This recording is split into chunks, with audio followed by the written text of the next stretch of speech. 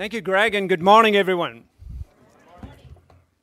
You sound alive, well, and alert, and raring to go, which is just great.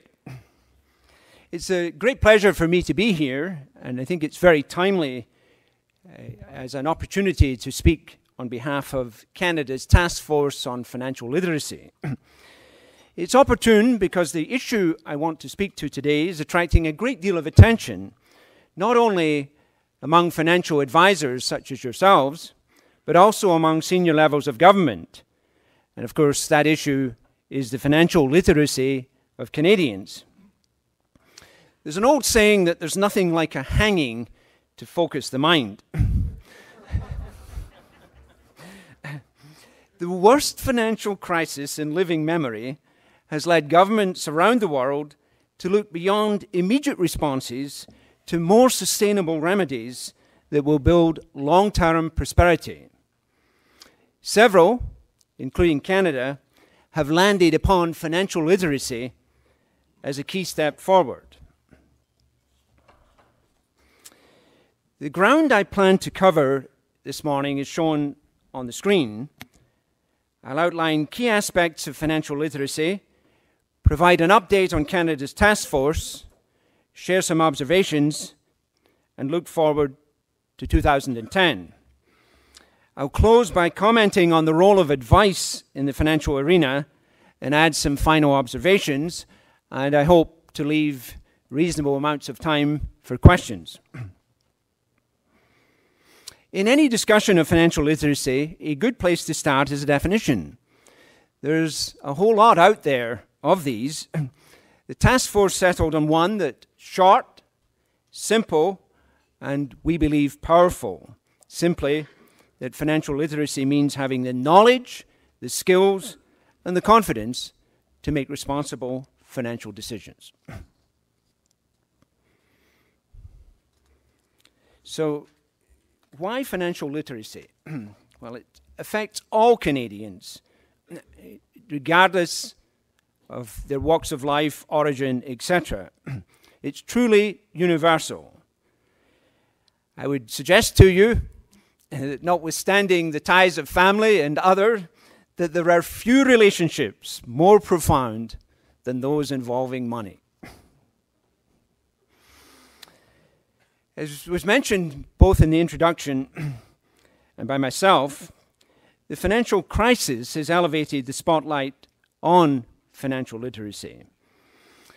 Notwithstanding that, there are fundamental trends at work around the world, such as demographics, an increase in the transfer of responsibility from governments and employers to individuals, and the growing complexity of modern financial life. All of these are reinforcing the increasing need for everyone to be financially literate. These trends are worrying Canadians, and this concern is rising. You see on the screen, 60% are worrying about their financial future, and almost a quarter are losing sleep. I hope that's none of you in the room. In fact, we're seeing a gap between individual attitudes about finance and individual economic behavior. And this will be a key focus of the task force. We know that people can become so worried about financial advice and their financial situation that they withdraw rather than engage and avoid taking turnaround steps. The task force is aiming to address this through a series of actionable recommendations. So let's look at some numbers. How does Canada's savings rate compare with that of other countries? 2010 estimates project that our country will lag the UK, the US, Italy, Germany, and France. And in fact, Canada has one of the lowest savings rates among the OECD countries. Another key indicator is the ratio of household debt relative to income. As you can see here on the screen, the ratio has climbed dramatically over the past decade. And in fact, it's continuously risen since 1988, 20 years ago, when it was well below 100%. So I'll move on at this juncture from these opening comments on financial literacy itself to some background on the task force. As Greg mentioned, it was established earlier this year.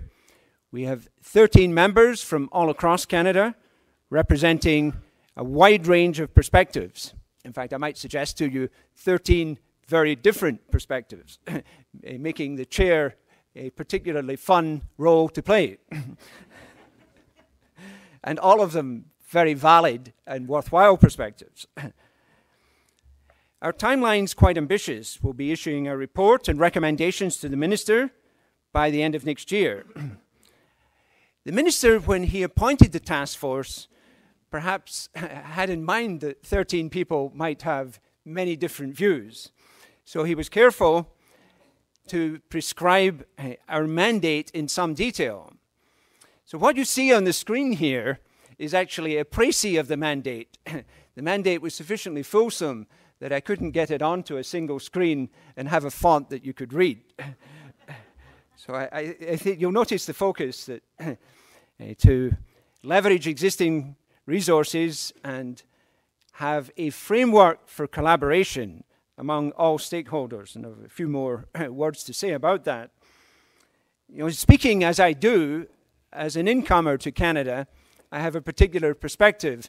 And that perspective is over quite a number of decades. But I have to confess I had not fully realized the liveliness of the federal, provincial, and territorial interchange in this country until I became chair of the task force. You'll all be aware that insurance, pensions, securities, and education are all well under provincial jurisdiction. And of course, this is a federal task force. Let me move on to show you some of the members of the task force. And